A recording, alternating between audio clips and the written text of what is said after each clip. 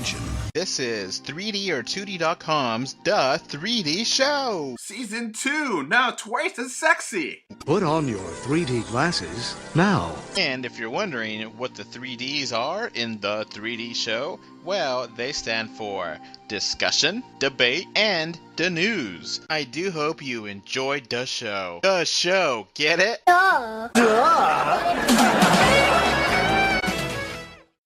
Hello, hello, hello. This is Adolph Vega with Jake. Jarvis. Hello, hello, hello. And today we got quite a few topics to talk about. Oh, yes, we do. Unfortunately, James is occupied at the moment, so he's not able to record with us. So we have to keep going. So what do you want to start with? We have a huge list here. Do you want to start with the hardware or the movie news?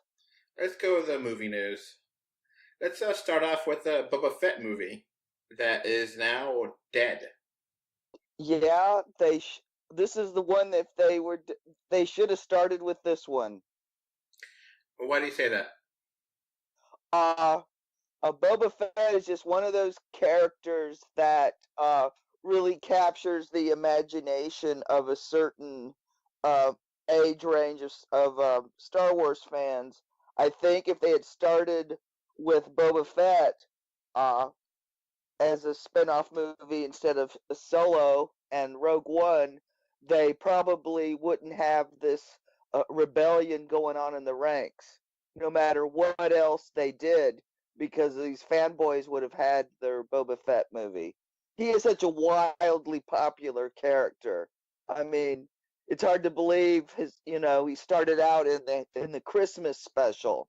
So this is because Han Solo is considered a flop. It's not a flop. It's not a terrible movie. It's not it's just not a big hit like they were expecting it to be. So this is the end result where the rest of the spin-offs are now in question, and they're going to try to focus on the main ones, which the next one's 9, and I kind of think they should just take a rest after 9 anyway. Just give it like 5 years, and then get some good, get a good story on there, and I think they're going to work on the TV show for the Disney streaming, but I kind of think you could take a break off the film franchise for a little while. What do you think? Oh, most definitely. They just, I don't remember what Disney paid, but they're like, damn, it's like they're trying to make their money back instantly from what they paid Lucas for Star Wars. And Star Wars, I don't know, Star Wars and Disney are just two things that I don't know. To me, Star Wars is a PG brand and Disney's a G brand. So, to me, they don't really exactly meld. Star Wars is its own thing. Now, with Star Wars, I kind of feel like, a lot of people kind of ripped on 7 because it was too similar to New Hope, which I actually don't mind, because I think it was a way to reestablish the franchise after the prequels. And then obviously episode 8 is very controversial. You either kind of love it or hate it among the fans. Or at least there's a large vocal percentage of the fans that hate the movie, So, and I think the consensus on Solo is that it's alright, and a lot of people seem to like Rogue One. So I like it, but I don't love it. I think it's fine. What'd you think of Rogue One? It's actually, of the Disney Star Wars movies, it's my favorite so far. And I think it's because it was just a concise story, beginning, middle, end. No cliffhangers. It was just the little bit of history. Star Wars. It was a very interesting fill out, how they got the plans. And probably because I saw it in that time period when Carrie Fisher was still comatose, So that kind of struck a nerve too. Now, Boba Fett, he did get some explanation in Episode 2, Clone Wars, or the Clone Wars, the Battle of the Clones, or what's the title for it? Episode 2? Attack of the Clones. And, you figured out he's a clone, and, or, I don't know. I kind of feel like Episode 2 kind of ruined Boba Fett for me. I don't really care about him anymore. What do you think of that? Don't have any problem with that. I was kind of over Boba Fett by the time they killed him in the Sarlacc pit, to be honest, because I thought he was a interesting character, but I didn't think he was the end-all, be-all. Yeah, I kind of like the fact that he has a mystery behind him, and you don't need to have every character really filled out. You could have some mystery there and just kind of leave it there for fun, and you could imagine things, and you could leave it there for comic books or,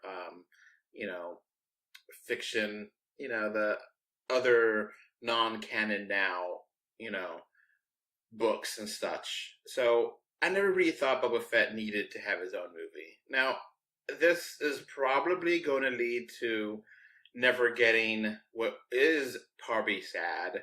We're never probably going to get the Ewan McGregor Obi-Wan movie, which I actually really want.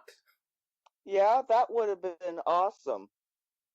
But we're not going to get to that. Because even when Disney or decides to do character movies again, he's going to be too old. So there might be, I'm never going to say never to that movie. And, McGregor says he's interested and the fans want him. So if anything would be a safe bet for a Star Wars movie, it would be that, Mm-hmm. And it's one of those things where I think everyone really liked McGregor as Obi-Wan in the prequels. He was like the highlight actor in the prequels that was, legitimately not an actor beforehand. I mean, everyone loves Sam Jackson. Mm-hmm. But still, you know what I'm saying. Yeah, Ewan McGregor, I mean, unless you were into indie films, I mean, he did some stuff with Danny Boyle, but yeah, he was almost complete unknown before the prequels, and he just, and he even got Alec Guinness's accent perfect, so it just blended, his character just blended right in with the original three. So yeah, it's I'm kind of happy that Boba Fett's not happening, just because I don't need it. But I'm kind of sad that this will eventually lead to maybe not getting, that movie that I actually do want with Obi-Wan. So it's just kind of sad. I don't think Han Solo deserves the crap it's gotten for not performing. Not everything has to be a $1 billion movie. Yeah, I think the problem is Star Wars fans aren't ready to let go of. I think they like the actors more than the characters still. Mm-hmm. And I think if Solo had come out maybe 6 months later, Mm-hmm. maybe it wouldn't have been right on top of another Star Wars movie. Maybe they would have been more forgiven and given it a chance. Because most people I know, it was like, oh, Harrison Ford's not in it. I don't want to go see it. And I'm like, you realize he's older than your grandfather. And they go, I don't care. And they go, I don't care. And then they start talking about that de-aging software, and then my eyes just gloss over. I was kind of expecting that Harrison Ford would make a cameo in there, but maybe I just missed it, or he wasn't in there at all. Do you remember if he was in there? Oh no, he was definitely not in there. When they killed him off, that was it. He's Denzo with Star Wars. No ghost of him. Yeah, no ghost, no Force ghost. So let's keep going here with movie news. So we got a pretty huge delay with Wonder Woman. Now it's gonna be coming out on June 5th, 2020, and that was originally gonna come out next November 2019. So it's almost like a 7 month or 6.5 month delay. So it's going to be back to be a summer movie, which is fine. The first one was a summer movie, but it's just kind of wow. 7 months is a huge amount of time for a movie to be delayed, you know? Yeah, especially with Warner Brothers, it seems like every time one of their superhero movies gets a delay, they turn into a pile of crap. At the very least, the same people are behind the first one that are behind this one, so I'm not too worried there. I mean, I really like the direction of Patty Jenkins in Wonder Woman, the first one, and they have all the same people, I think. So I'm confident in that regard that they will have the same kind of movie, quality. Yeah, And I'm just hoping. It just seems like the new regime running Warner Brothers isn't that different from the old one. yeah, and Wonder Woman was always kind of out, not like in the place of Superman or Batman. It was like its own thing. The movie like was not directed by Snyder, was not touched by Snyder. I think Zack Snyder did help with some shots here and there because there were some pretty cool slow motion shots that scream Zack Snyder, kind of movie. But I think he was like maybe 10% of the movie, compared to Batman, Superman, and Justice League, where he, did. So I kind of think, Patty Jenkins knows what she's doing. She, I'm still not sure about Cheetah as the main villain. I mean, I do like her as a character. I do think she's an interesting villain for Wonder Woman, but I don't know if it's enough to carry an entire movie. What do you think? Yeah, well, there's probably other villain characters. They just haven't announced them. And I guess this because there's a few Wonder Woman villains who can resurrect the dead. So I was thinking, so if Steve Trevor shows up and he's dead, sounds like we've got a necromancer, maybe. Because, like I said, there's a few Wonder Woman villains who do resurrect the dead. Now, I have wondered about that because it did confirm that someone, I mean, the actor is going to be in there, but not, they didn't say it was Steve Trevor because he did die. So it's like maybe his kid or something, or grandson or something, and or maybe she's just seen a vision of him, and people are over, analyzing it like the internet does, and that's all it is, We'll find out 7 months later than we originally would have found out. Yeah, we'll found out in a year and 7 months. Or 8 months, whatever. Yeah. So, which then leads to only one DC comic books movie coming out next year, which is Shazam. Mm-hmm. Compared to the 3 for Marvel. Yeah. I kind of think, we may get into this a little bit later, but I kind of think there's no good reason to have Spider-Man come out in the summer. That could easily be in the fall, and I guess we get into it now. We did see some photos of Spider-Man's new costume from Spider-Man Away From Home or Far From Home, and it's darker colors, and it's just like, hello, are you just totally stomping all over Avengers, Infinity War, just they could have completely delayed or had that movie come out in the fall of next year, October, November or something, and then you could totally have Avengers and not have, Spider-Man being part of, like a month and a half later.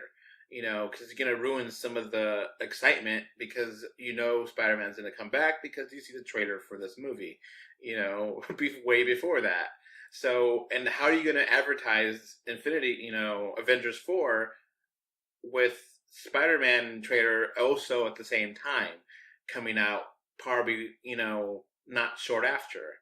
So that's where it gets weird. You know what I mean? They're getting too many movies at the same time where they're kind of stopping on top of each other for advertising time. And well, the issue is Sony doesn't care because they own Spider-Man, not Disney, and they're interested in their bottom line, not Disney or Marvel's. So that's why that's happening. And it will probably happen until the end of days because Sony, like Universal, pretty much owns their characters. Because Perlman, when he sold them off, the deals he cut those studios were sweetheart deals. We're just lucky as fans that Warner Brothers didn't bite at the ones that they were offered. So, yeah, obviously now that Venom is considered a success, I think it's no doubt in either one of our minds that it's a success. They're going to keep going until they don't get a success, and they don't care about how really it messes up with the MCU or whatever. They're just there to make the money, and they don't care about the story or art of it at all. I mean, they care a bit about their movies, but not a whole lot, as you can tell by Venom. So, going on to Avengers, we got a lot of topics about Avengers. So, now that we started talking about Avengers, apparently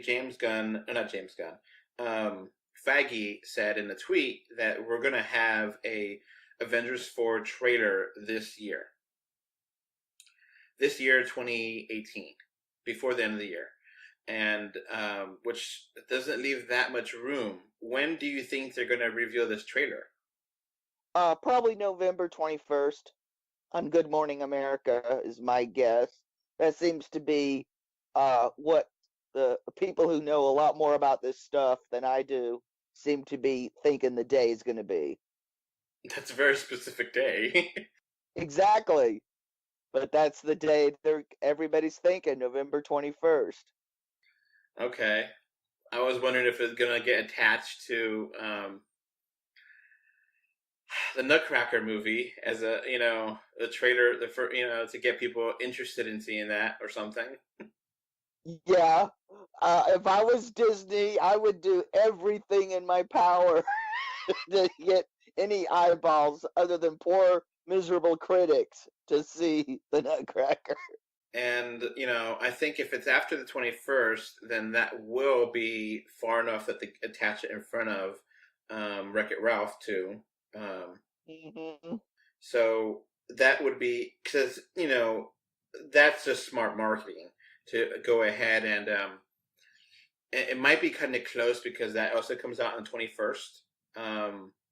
But having that trailer in front of, Wreck-It Ralph would be pretty big for that too.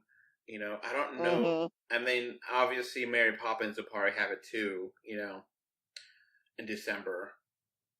Because that's the way you do it. You go ahead and... Yeah, if they were smart, they just tag it on to everything they're putting out. So that's going to be exciting. Avengers 4, we're finally going to get probably a title in there, and we're finally going to get something. Hopefully we get the title.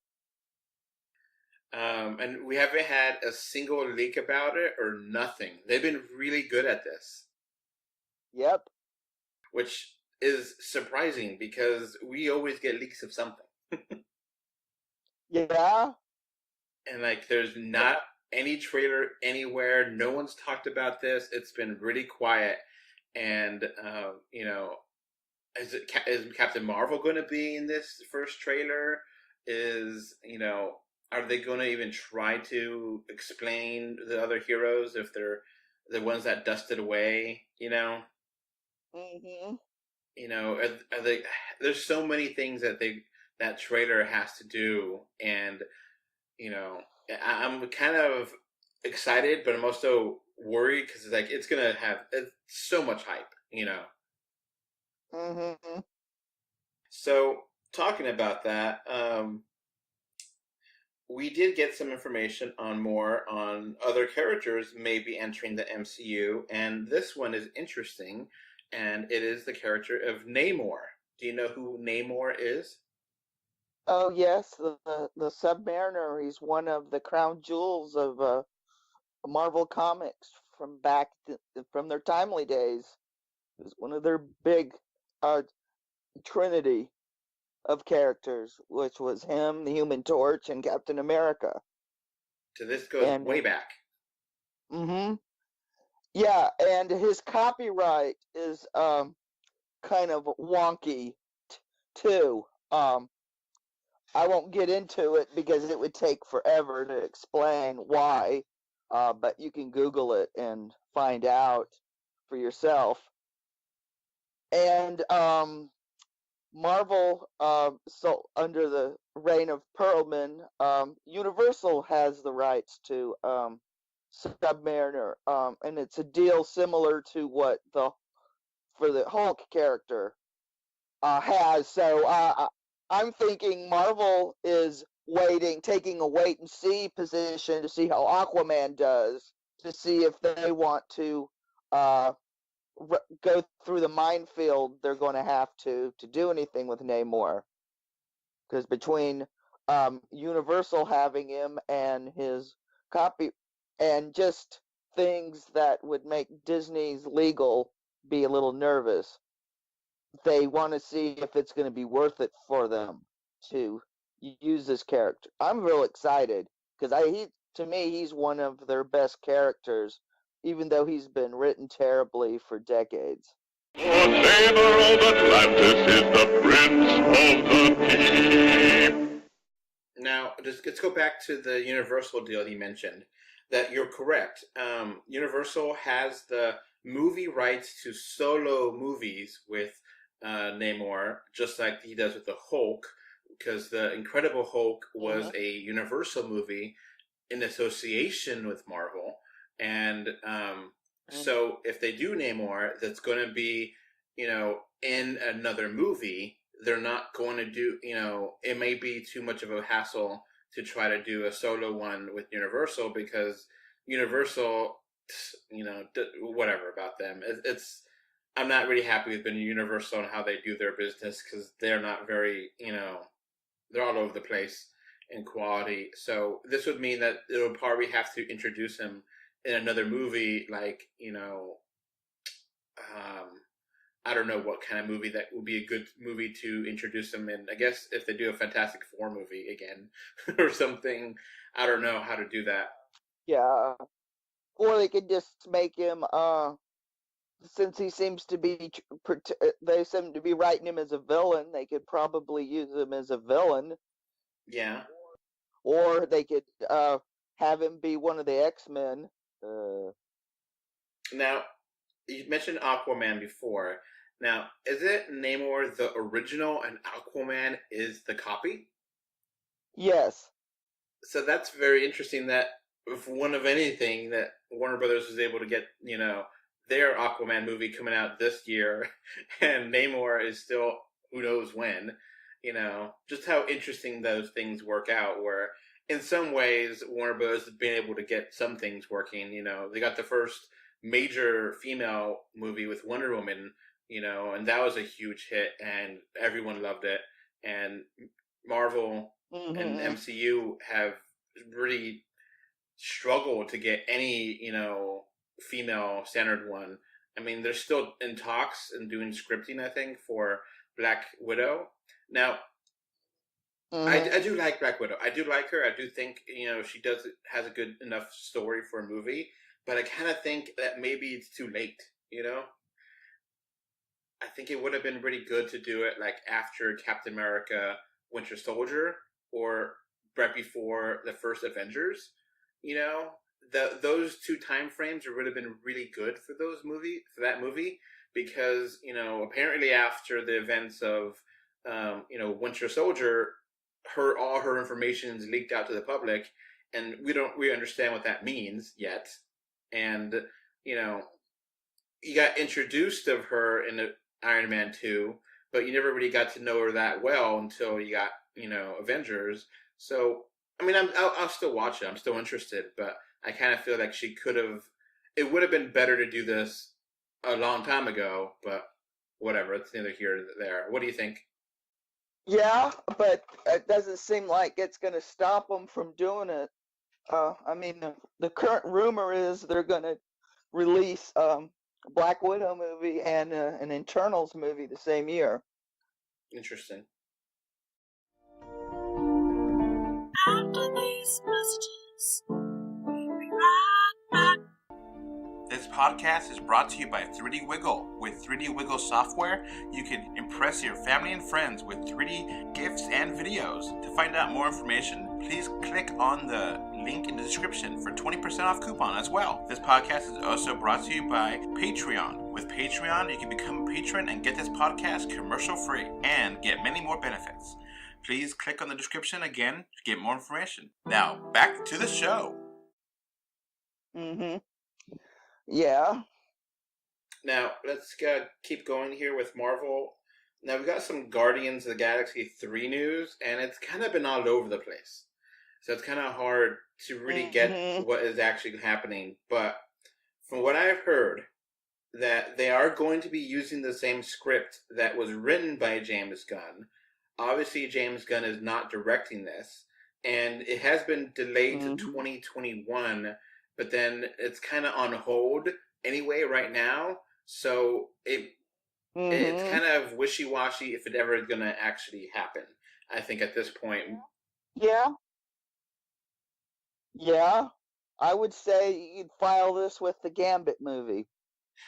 So, yeah, it's going to be weird because, I think there's a lot there with the Guardians that happened in Avengers Infinity War that I don't know if we're going to get enough time in Avengers 4 to really figure out what's happened with them, Yeah. Maybe some of that writing is like, all right, screw it. Some of the Guardians stay dead or something, Yeah. Oh, I imagine they're going to probably do that. That's the easiest way of doing it. It's sad, yeah. but... But, how would you... And then how would you do that? Don't know, and also... a lot of fanboys, they should be wondering, does this mean we're not going to get Nova and Adam Warlock? Yeah. Because Guardians can really introduce a lot of interspace stuff, and with Fox being in the play, that could really open up a lot of things, like Silver Surfer, which is a really interesting character, and I want more of him, or it. Yep. And Galactus, and, Fantastic Four, and, there's a lot of space stuff in there that could really work well, with the Guardians. So, I mean, if they're going to have the same script from James Gunn, I think that's going to be good. But having the director on there, it's going to be weird because it's going to have, James, director-writer combo is a hard thing to divorce from one another. You can have a script, but then if you direct it weird, it's going to be, not work. And Bautista, the one that plays Drax, is really committed to James Gunn, and it's still not sure if he's willing to break contract and walk away. Which I think in behind the scenes they're talking about it now that Disney has hey, we got a contract with you. You're gonna do this movie or something. You have this. But he can just go back to the WWE and wrestle. I think they would welcome him with open arms, and then whenever whatever suspension he has for breaking his contract, he just write it out in the WWE. So I don't think he cares. He's just going to do what he thinks is right, and bless him for it. Now, this leads to another good segue. James Gunn now is officially doing Suicide Squad 2 for Warner Brothers. He's scripting. They don't have a director yet. I mean, yeah, chances are he's gonna be who directs it, but we don't know this 100%.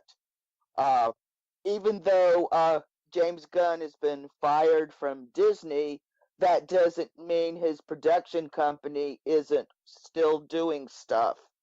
Like there's been rumors that he's doing a Starsky and Hutch reboot with his brothers for Amazon, but I don't have a whole lot. So he could be doing episodes of that and can't direct, but who knows?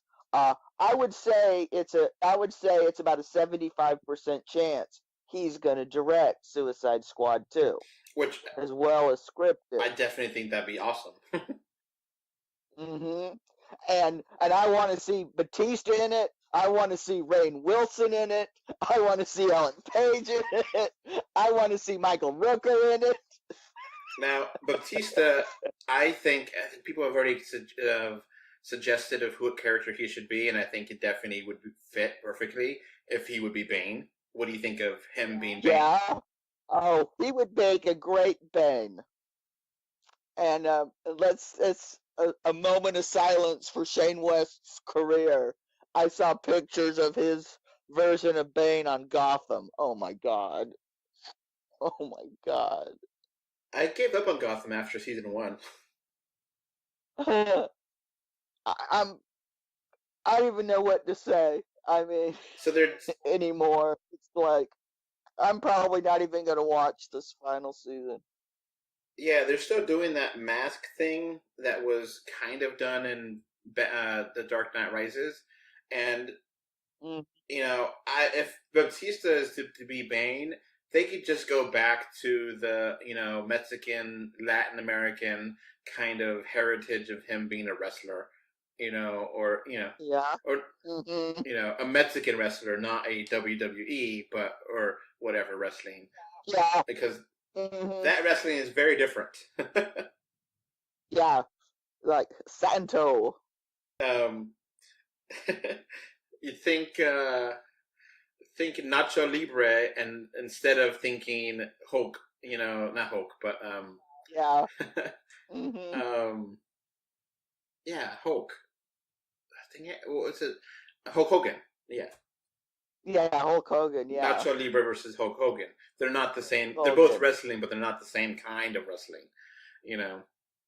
And I mean, I appreciate the sport of wrestling. I don't. I don't hate one or another. I do kind of think that Mexican wrestling is a little more real, per se. I mean, I think they're both real, but they're less. I think the amount of scripting, and I don't know. I don't want to get into that, but it's a little more. Well, when somebody says Mexican wrestling, I think Santo movies. So, or as I saw him as a kid dubbed in English, Samson movies. Yeah, like they do a lot more costumes and stuff, and that's where Bane is from, or that's like the original origins of Bane. So that works. Yeah, if they wanted to go, yeah, it would be a great take instead of just another copy of Tom Hardy's performance. Which I like Tom Hardy's performance, though. I know, but you want Tom Hardy to do it, not somebody else. Yeah, I'm fine moving on from that, and having the. Oh, you think darkness is your ally? You merely adopted the dark. I was born in it. So it's like, I can remember when everybody lost their damn mind over Heath Ledger getting cast as the Joker. Now everybody gets pissy when actors don't want to impersonate him. Yeah. I mean, say what you will about Jared Leto's performance in Suicide Squad. What little of it we could actually see, I was like, most popular character next to Harley Quinn in comics for DC, and he's a glorified cameo. Mm-hmm. I mean, God, what idiocy! Yeah, I would have liked it if they would have like made him the official villain of Suicide Squad. That would have made more sense than I think it was like the Enchantress and whatever magic things that was part of it. I forget. You know, Yeah, it just that movie just kind of went from being Kelly's Heroes into being the 1984 version of Ghostbusters. Because I was at the end going like, aim for the flat top. I mean, really. I mean, the Enchantress was standing there like Zool. so let's keep going here with more comic book news. Let's go to Warner Brothers since we're still talking about that, and we got some Flash movie news. Oh boy! So now that movie is delayed to 2021. I just want to know, why do they even bother to announce movies? Because it's like they always change the date, so just confuses everybody, and it just makes you look wishy-washy and indecisive. So I'm like, why do they even bother announcing a date? And this Flash movie, we might as well file it with Gambit. Yeah, maybe never gonna happen, and if it does, that'd be a big surprise. Yeah. Because this is like the third time this movie's been delayed and delayed and delayed, and like, I actually do like Ezra Miller as Flash. I don't mind him. Do you like him? Yeah. Obviously, I mean, he's a good actor, so that helps. I do like more the TV version of Flash, but Ezra Miller's fine. He's not he's not a terrible Flash like people say. He's not a great Flash Well, I mean, we've had dozens upon dozens of hours of Grant Gustin playing the Flash, and what we haven't even had an hour's worth of material of Ezra Miller playing the Flash. So, I mean, one has had all this real estate and time to develop his character. Another one is just we've barely seen him. I mean, that's just the reality of movies. TV, you got all these hours to play with. On a movie, you just got a couple hours. Yeah. So many. Yeah, and it takes about 3 years, too, between movies. 2, if you're Disney, you can crank them out. Now, on top of that, too, I think, CW or CW has been very lucky lately with all their shows because, the first season of a lot of their shows are really great and they just hit it out of the park. And, they have like a slump here and there, but, first season of Flash was fantastic.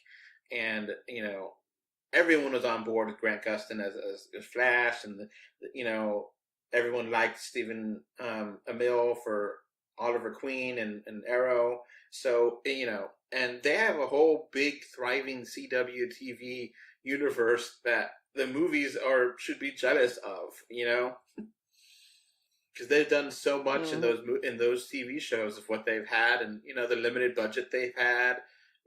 For God's sakes, Constantine is now in this universe with Legends of Tomorrow, and like NBC owned them, and now they got them over, and it's I like the CW TV universe, so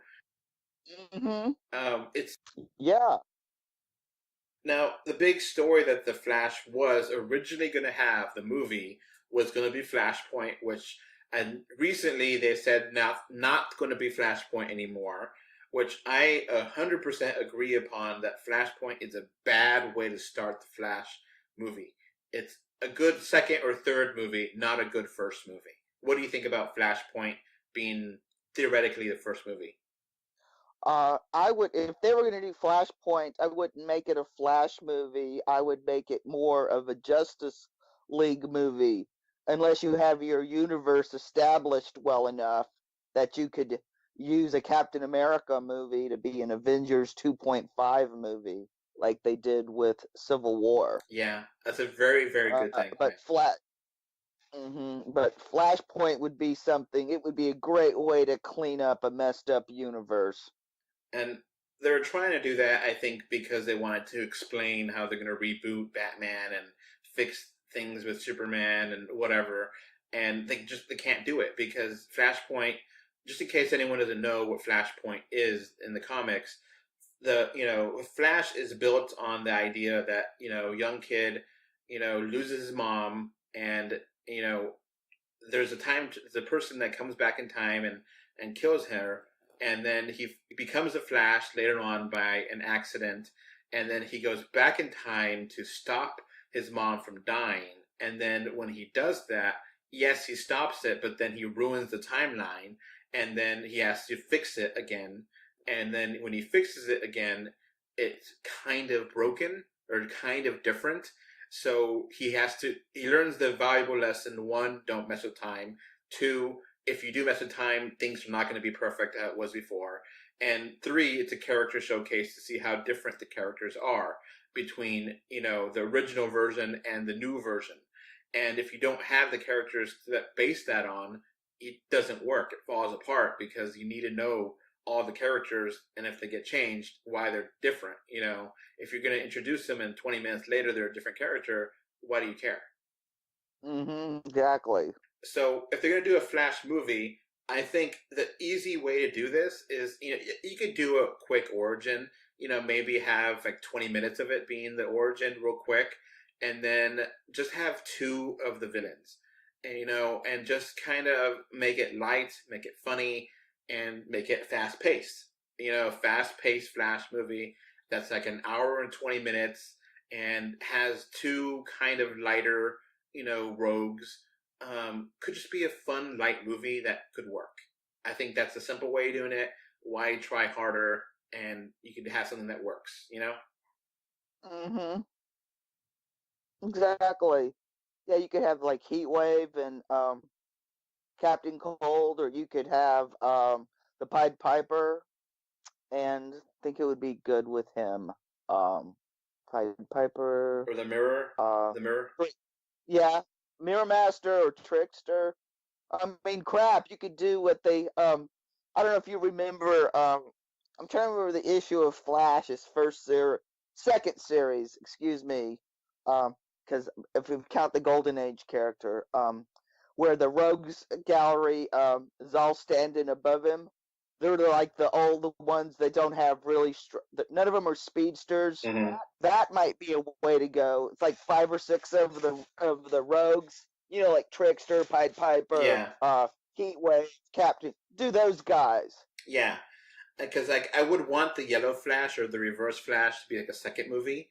Because, I think you have to really establish him and get him going.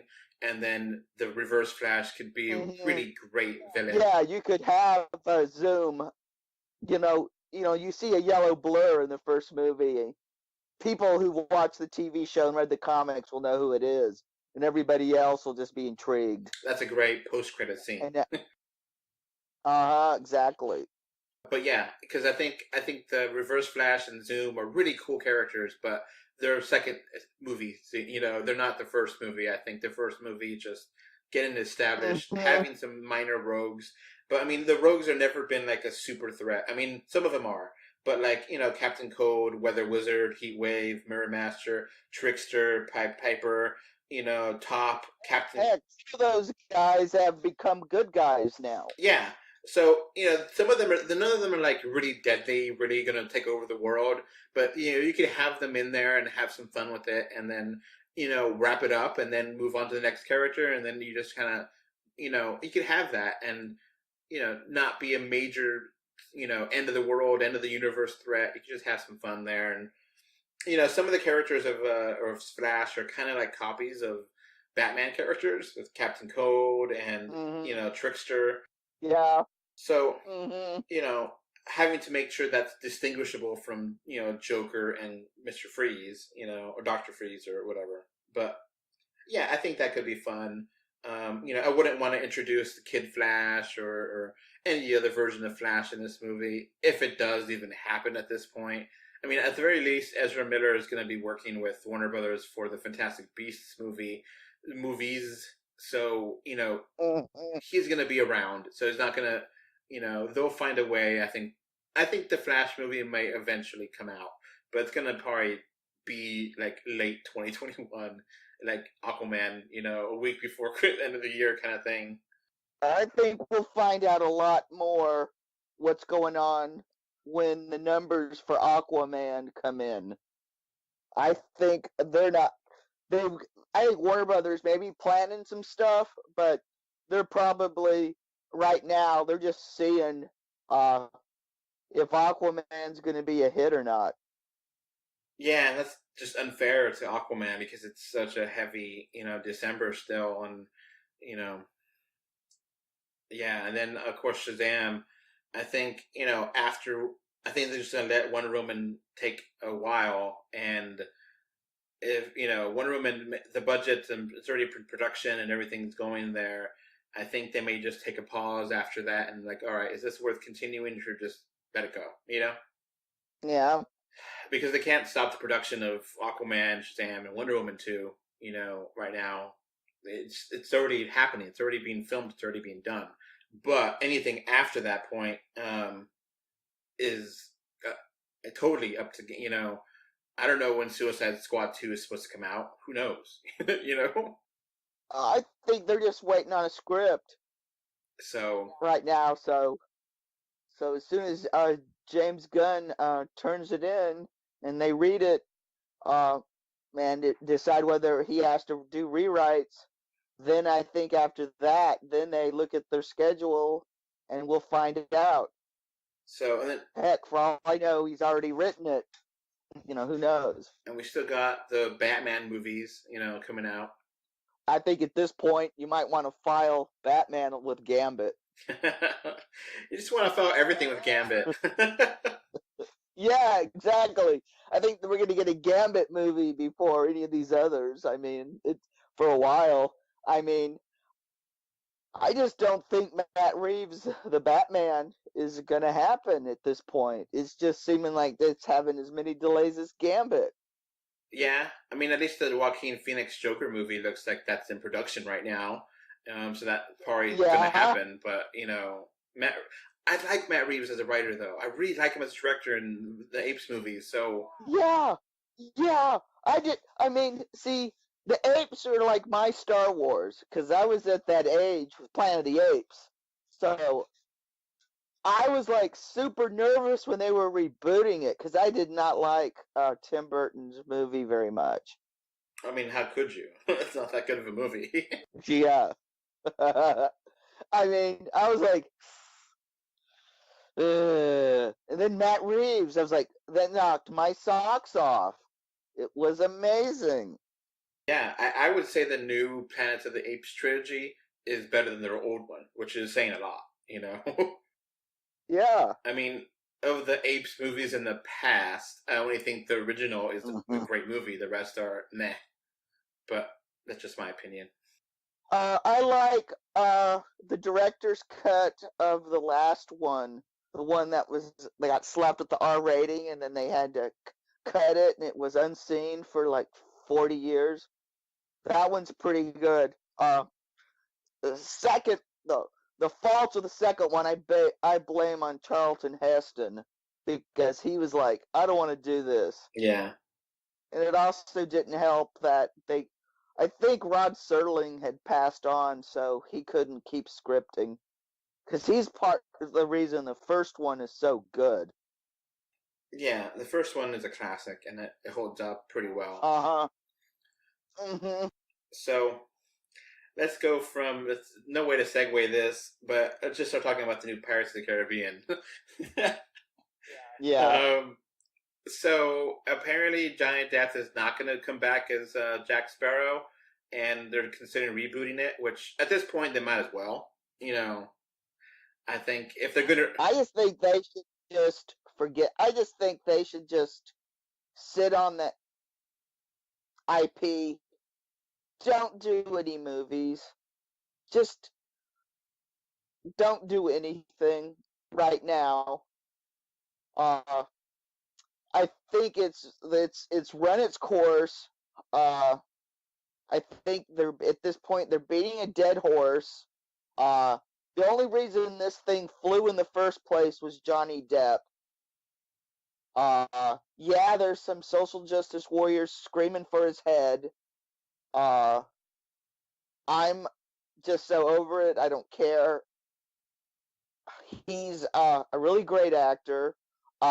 He's played this character more than he's played any other character.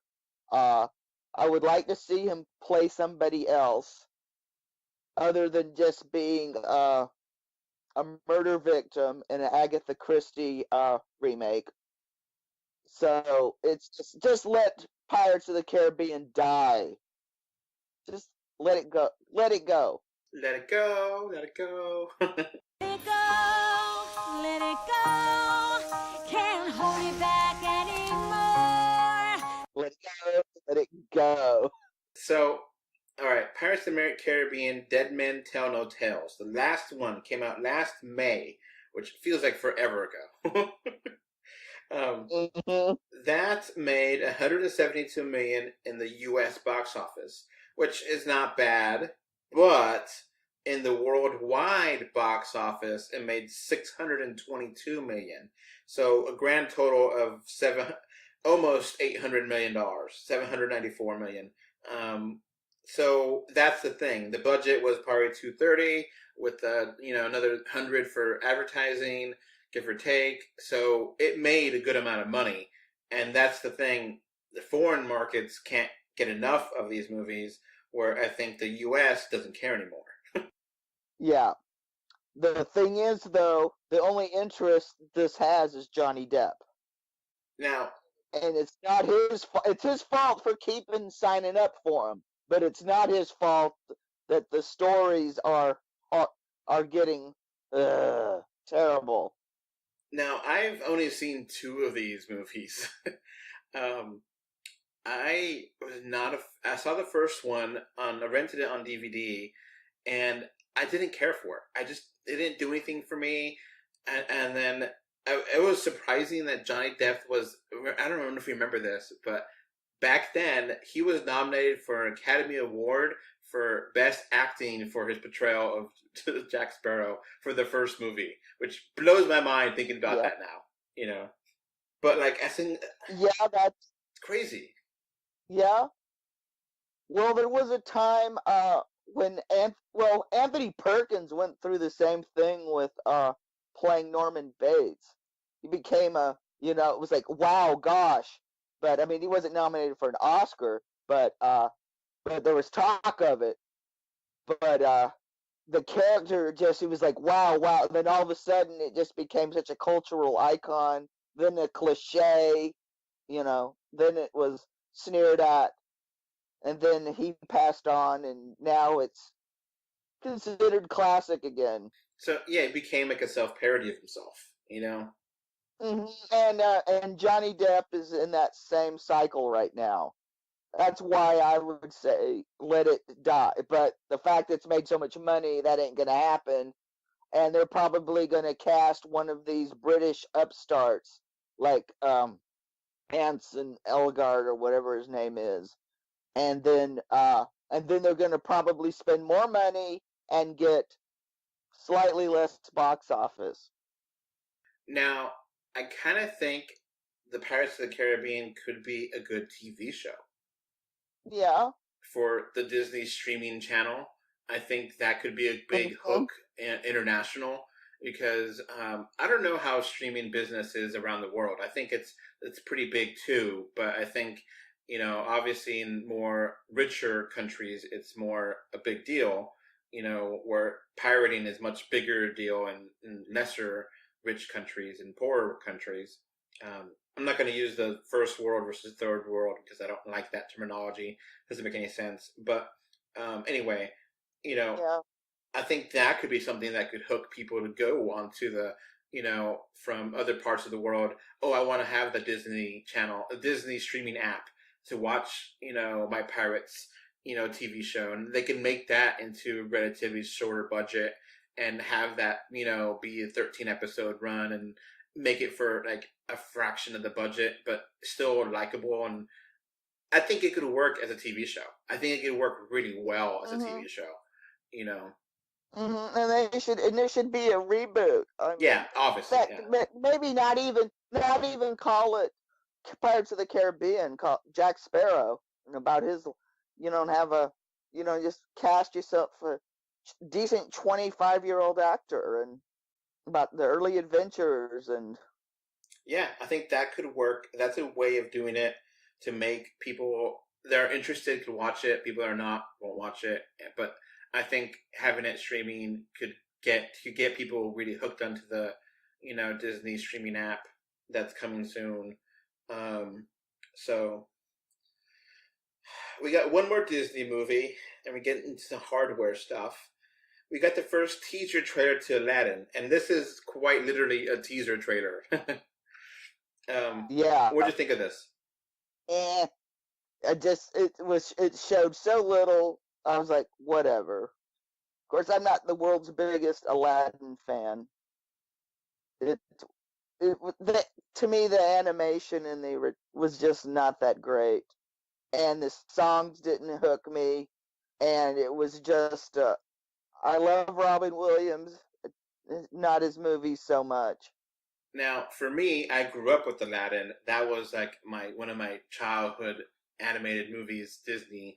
So I love Aladdin, and this seems fine. I'm not like super hyped for it. These teaser trailers are literally like 5 seconds long, or not really that, but they're pretty short. So you get basically some bullet points enough to get you interested, and then when they get to the real trailer, that's when we're really going to see how this movie is going to be like. Because we haven't seen Jafar, we haven't seen Jasmine, we haven't seen the genie, we haven't seen a lot of things here. So I'm okay with it. I'm not against it. I'm not it looks fine. I think a lot of people are commenting that Aladdin has a shirt on this movie. It's funny. Where in the cartoon he didn't have an undershirt, he just had the vest. Yeah. It looks fine. I don't think that's confirmed it's been in 3D yet, but considering that every one of their live action movies have been, I'm pretty confident that it's going to be a 3D movie, Yeah. I think we'll find out when we get a trailer. It's a pretty safe assumption at this point, Beauty and the Beast was, I think everything they've done except for like Cinderella was 3D. So, yeah. Yeah, I think pretty much through 2022, everything's gonna be 3D more or less, because I think that's how long Disney's signed up their contract with real 3D is. It might be 2023, but I think it's 2022. So, kind of talking about hardware, we got some interesting technology things that kind of popped up. Occasionally we get these kind of press releases, and I'll post them, but I don't know if it's like really, if it's just kind of in the air, or if it's just kind of, vaporware technology where it's, oh yeah, this is coming out soon, and it never comes out, So they did talk about a new Hydrogen One 3D phone that has like projection, and the 3D phones, they kind of came and left within about a year. So there's very few of them out there, like new ones. I think there's like, not many at all. And they're all Android based. Obviously, Apple has not been interested at all with that technology. And this seems interesting. Like I said, it's going to be hard because how many studios would let you watch the movies on there, how much compatible stuff. And we got some other tech that's like projection based, and it's like glasses 3D tech. It's just kind of weird. Did you read any about this articles or no? Yeah. Red Hydrogen, they're famous for their cameras.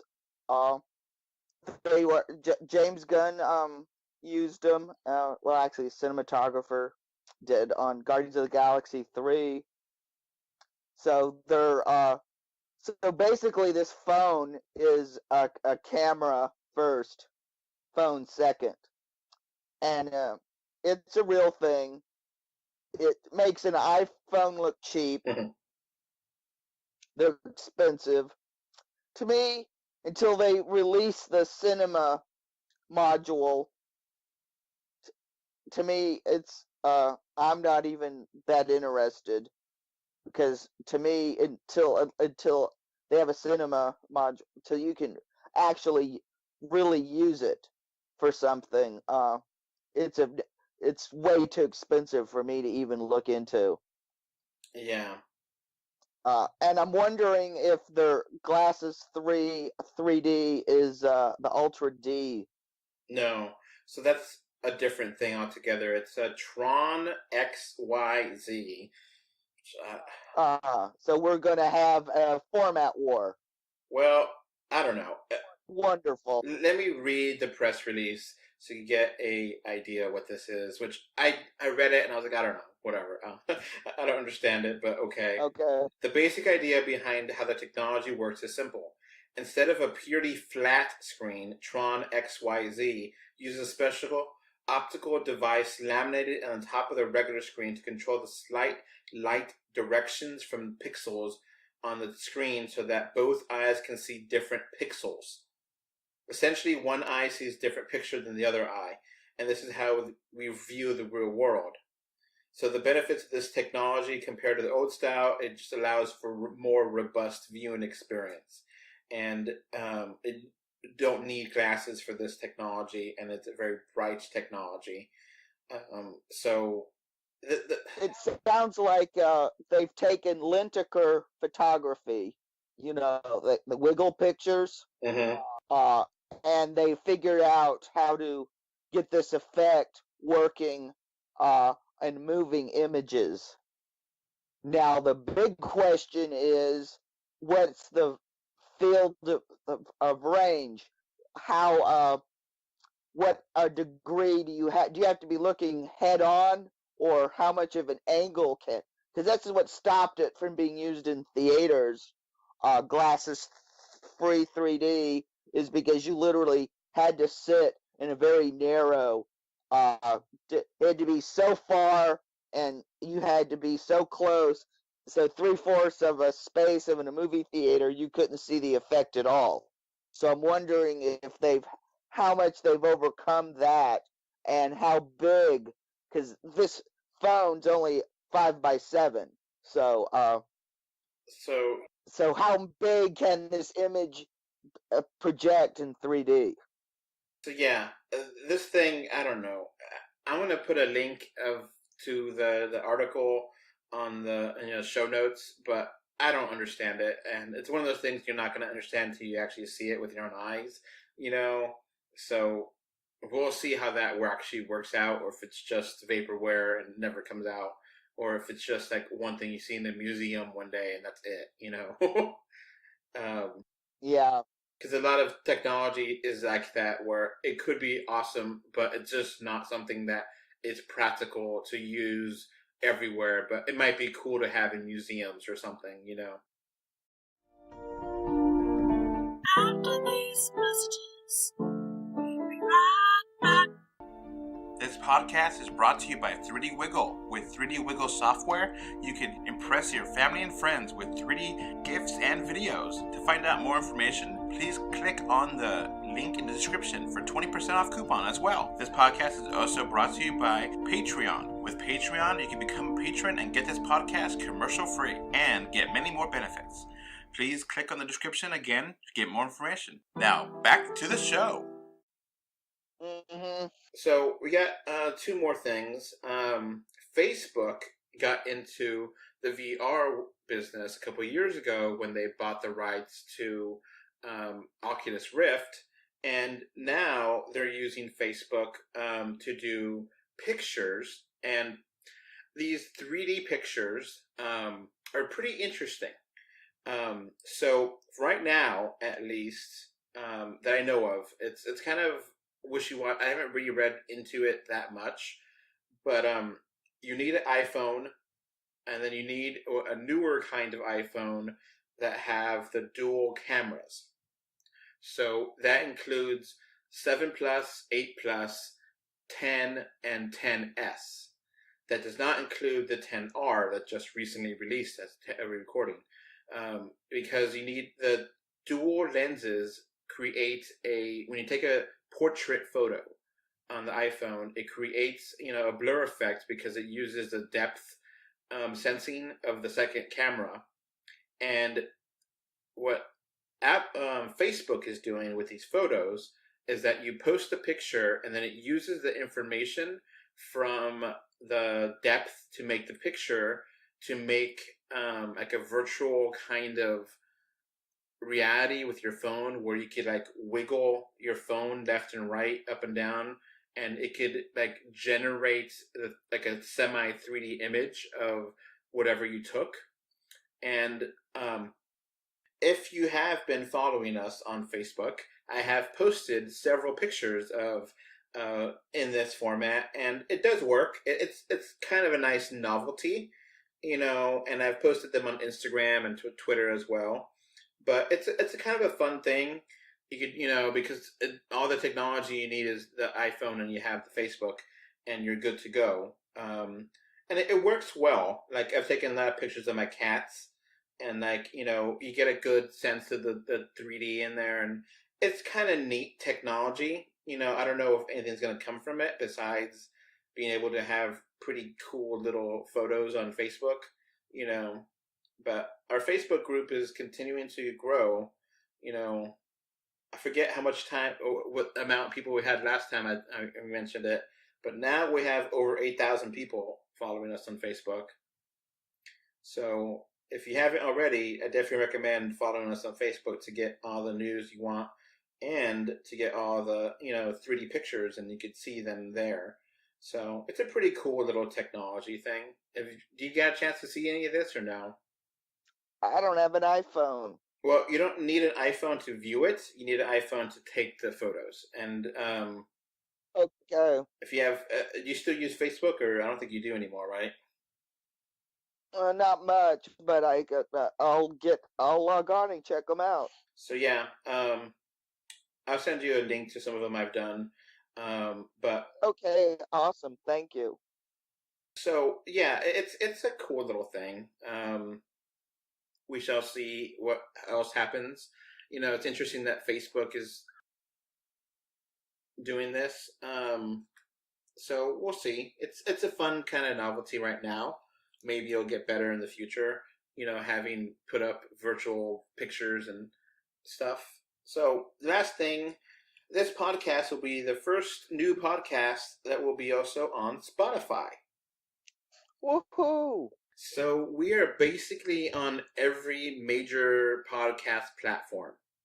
And we just put up on Spotify this past week. So, I don't know if anyone from Spotify is listening, but if you are, awesome.